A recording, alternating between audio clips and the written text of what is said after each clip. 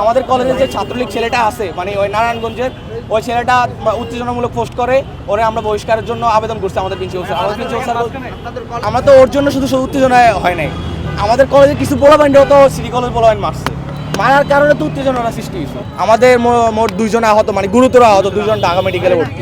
তাহলে মাথা ফাটাফাটি কেন হয়েছে?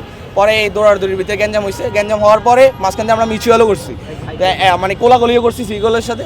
এর মধ্যে কোলাগলির মধ্যে আবার শুনি যে মানে দেখছিও যে মানে এভাবে এখান থেকে এখানে ফাট দিয়ে দিছে, দিয়ে ওরা তো তাড়াতাড়ি হাসপাতালে নিছি। এ পোলাপাইনে আরও মাথা গরম হয়ে গেছে কেন?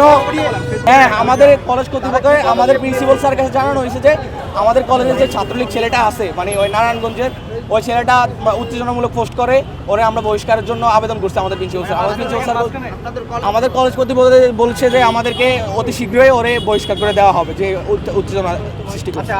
আমরা তো ওর জন্য শুধু সংঘর্ষে জড়াই নাই ভাই, আপনি বুঝতেছেন না।